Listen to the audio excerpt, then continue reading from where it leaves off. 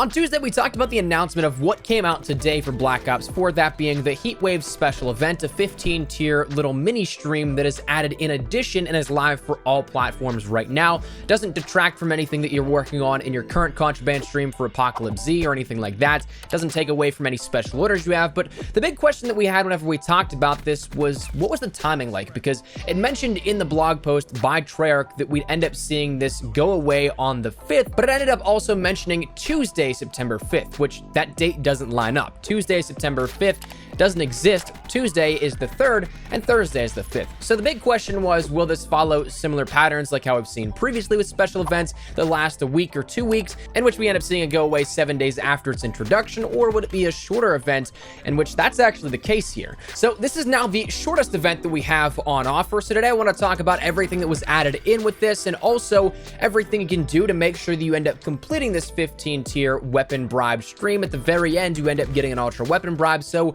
how can you do this to the very quickest of your abilities and the most efficient way possible, so that come Tuesday, you don't miss out on that free bribe that is right there dangling in front of you? So that said, let's jump into it. First things first, everything that was added in with today's update, we ended up seeing that we had that mini tier stream, the Heatwave event, 15 tiers, alternating of reserve cases added in for every other tier, and then that 15th tier is that of the ultra weapon bribe, which, given all other weapon bribes, will grant you one ranged weapon that you do not have already. Unfortunately, that does mean that if you didn't play during the time of, say, Grand Heist, Absolute Zero, you missed out on those early weapons in the tiers like the SWAT, like the Damon 3XB, like the Rampage, that kind of stuff. It's still up there for contention that it will be in that weapon loot pool. It's not just the weapons that are in reserves, but the ultra weapon bribe guarantees you upfront one of those ranged weapons, and if you have all of them, then you start to make your way down a tier into the Mark II weapons that you don't have. It'll be added into that loot pool, assuming you have every single weapon. But for the majority of players, I would imagine there's still at least one weapon you don't have, so this will end up giving you a chance at getting whatever it is you may want, and everything leading up to that point will just give you a reserve case that you can chip away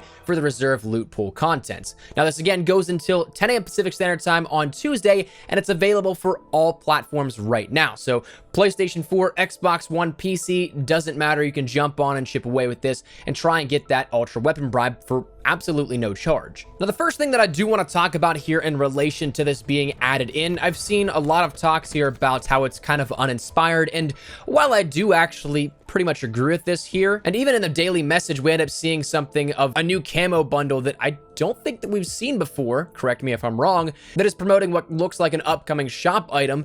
That could have easily been in tiers as well, right? Like, why don't you put that kind of stuff in, a camo or two or something, rather than just reserve cases? But I think it boils down to this mainly being an exclusivity issue, because players have this now available for all platforms at the same exact time this weekend.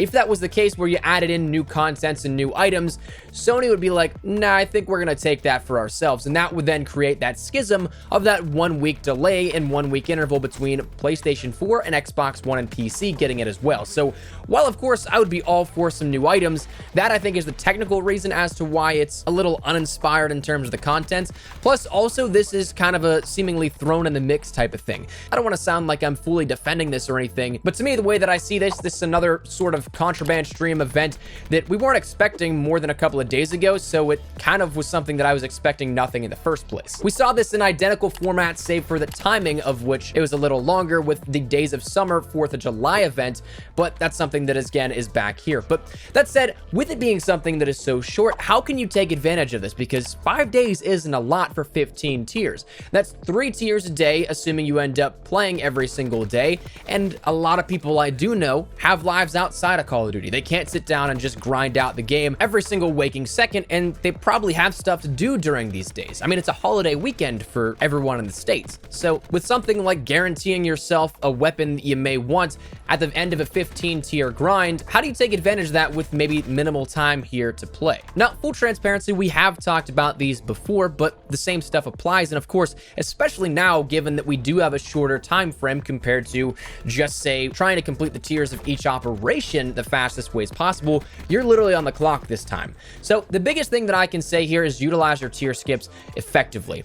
The one that I definitely would recommend for this weekend, especially because, well, it's 15 tiers with 5 days, you need 3 tiers a day, play zombies here and try and take advantage of both of those tiers. You have the daily calling, or I guess the daily contract as it is now, where you can end up having that challenge for whatever it is across the board. You end up completing that, you'll end up getting a daily tier skip. But then you can also end up getting to round 15 and getting another daily tier skip as well, because zombies has 2, because there's no tier progression within zombies.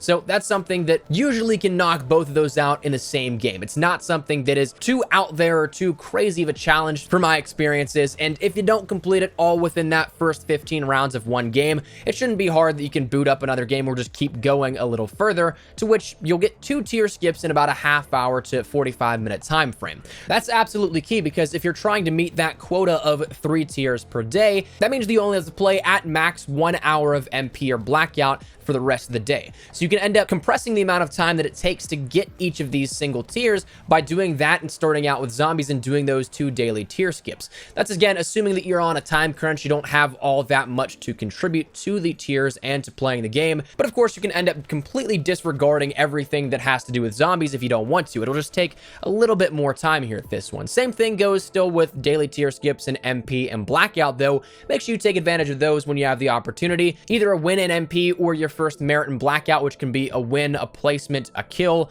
anything like that. So you can end up getting a tier right out of the gate there for not all that much time. Usually about maybe say 10 minutes max because of a game. Although you can join a game late in MP, still win. You can end up joining a game of Blackout, get a kill within the first minute and back out and you're good. And so therefore you'll get that in almost no time. But the rest of the progression will follow accordingly. And so therefore it can be anywhere from 1 hour for that base to a little shorter, maybe about 45 minutes if you have a full maxed out special order tier boost bonus, which we'll talk about in just a second. Outside of that, it comes down to simply your playlist selection, what you want to play. For MP's sake, you want to play things that are longer, like a Safeguard, Control, or Domination. Even better still, right now, Deathmatch Domination is available for all platforms as well. That will last you in-game around, say, 12 to 14 to 16 minutes, perhaps, depending on if you can pull off an epic comeback of crazy proportions or not, but it's something the game usually lasts a little bit longer than your standard 10 minutes. So those are all great because tier progression is tracked via your in-game time, not any time that you spend in the halftime menus, creating a class, picking a weapon and your specialist in the pre-game countdown, all that kind of stuff. It goes solely off of your in-game playtime. Though, to be totally blunt, I usually prefer Blackout over MP, not just because of my personal preferences and that MP really doesn't hit the mark for me this year, but because Blackout just simply has, again, that better chance of staying in-game longer. A lot of the times, also, it ends up taking a little bit less time to even jump into a match as well, depending on the lobbies you end up getting and if a game is already in session or not. But Blackout usually has, for the primary maps of solos, duos, and quads, Alcatraz is a little shorter, it's about half the time, but it usually has the capability of lasting 20 to 22 minutes if you can stay alive in that top 1 to 3 category, and even if not, you still make some decent progress even just by getting up to that 15-minute mark.